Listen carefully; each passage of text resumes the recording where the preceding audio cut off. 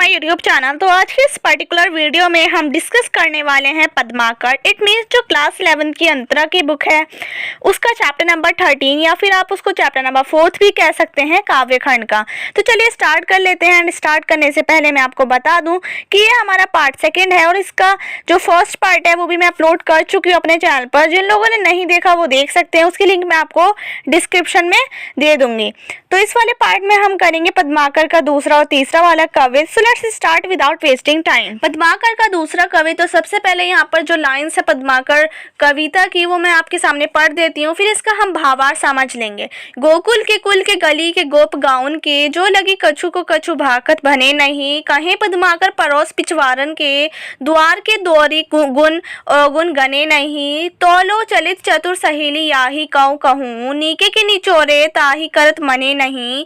हो तो श्याम रंग में चुराई चित चोरा चोरी, बोरत तो बोरियो पे निचोरन बने नहीं। तो अब स्टार्ट कर लेते हैं इसका भावार्थ।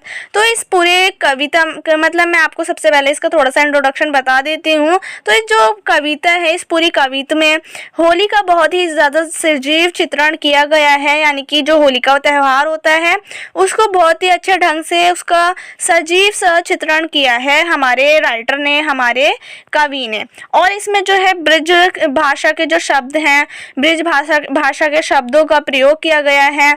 तो अब मैं यहाँ पर कुछ कठिन शब्दों के अर्थ बता देती हूँ आपको। गाउन का अर्थ होता है गाँव, भाखत भने नहीं का अर्थ होता है वर्णन करते नहीं बनता, पड़ोस का अर्थ होता है पड़ोस, बोरत का अर्थ होता है डुबोना और निचोरे मतलब होता है निचोड़ना। तो यहाँ पर सबसे पहले जो है हमारे जो कवि हैं, हमारे इस कविता के जो राइटर हैं कवि, वो कहते हैं कि गोकुल एक जगह है। गोकुल को क्या है? एक जगह है, क्षेत्र है।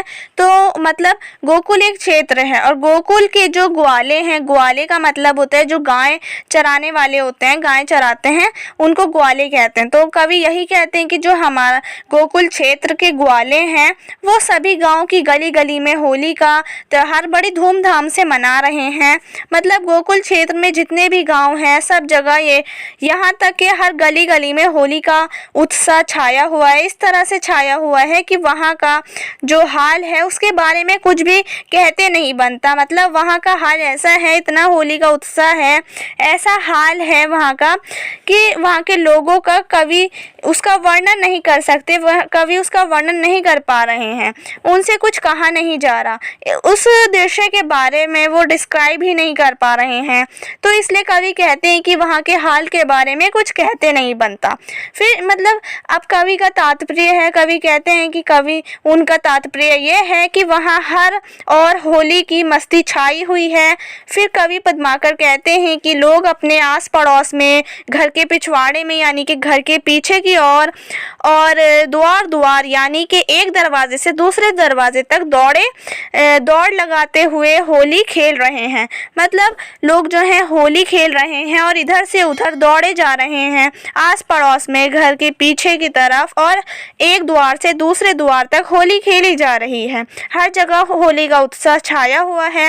वह किसी के गुण अवगुण का भी ध्यान नहीं रखते वो लोग। मतलब वो लोग इस चीज़ का भी ध्यान नहीं रखते कि कोई बड़ा है उस पे रंग ना फेंकें या फिर किसी को नहीं पसंद तो ना करें। वो तो बस अपने उत्साह में मगन हुए हैं, उनको किसी की गुण अवगुण का ध्यान नहीं है। फिर कवि जो है होली का वर्णन करते हुए आगे कहते हैं कि कोई चंचल और चतुर सखी, मतलब सखी का मतलब अर्थ होता है सहेली।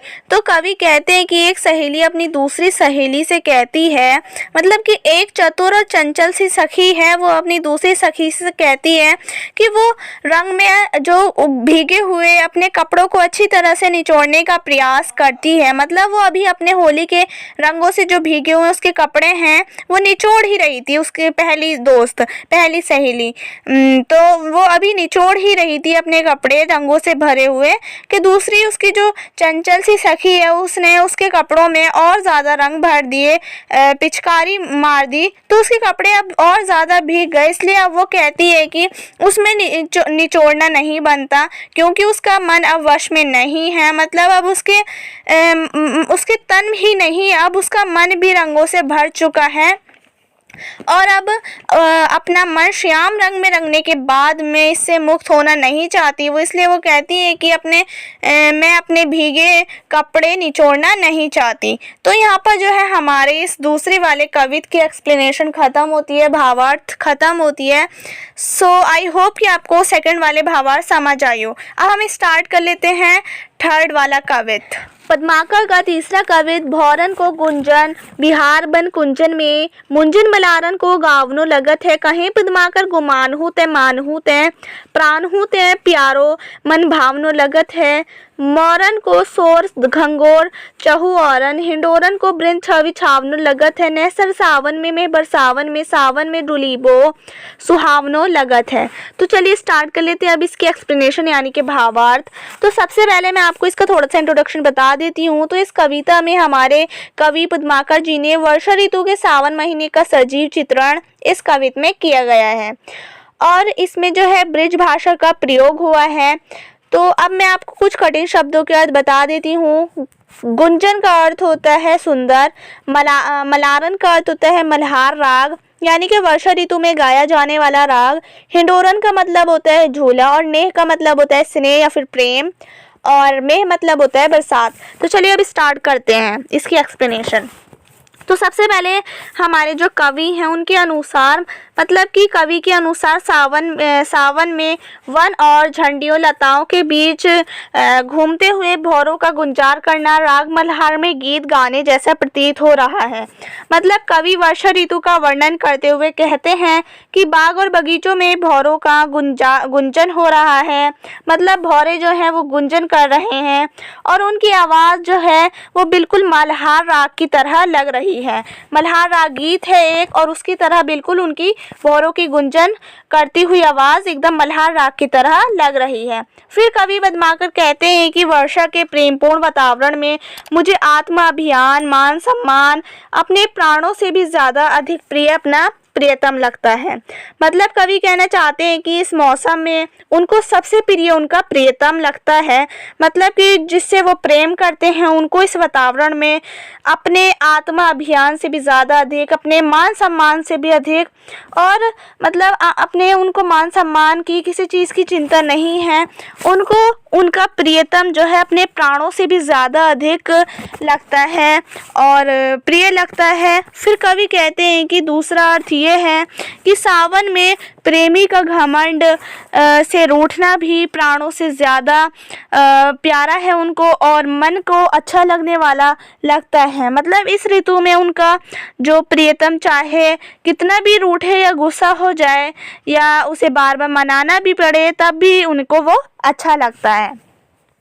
यहाँ कवि का तात्पर्य यह है कि वर्षा ऋतु के आनंददायक परिवेश में यदि प्रेमी घमंड करते हुए रूठ भी जाए तो उनको जो है उसका बुरा नहीं लगता बल्कि अधिक आकर्षण उत्पन्न होता है क्योंकि सावन में चारों तरफ भौरों का शोर सुनाई देता है और इसमें हिंडोलों की छवि का एहसास होता है और छावन में प्रेम बरसता है।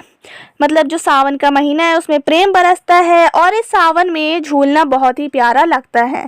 तो यहाँ पर हमारा ये चैप्टर कंप्लीट हो जाता है एंड दोनों जो हैं दो पार्ट्स में हमारा कंप्लीट चैप्टर हो गया है एंड आई होप कि आपको अच्छे से समझ आया हो एंड इस पार्ट में जो मैंने दोनों कविता की भावार्थ आपको समझाया वो भी आपको समझ आया हो आई होप।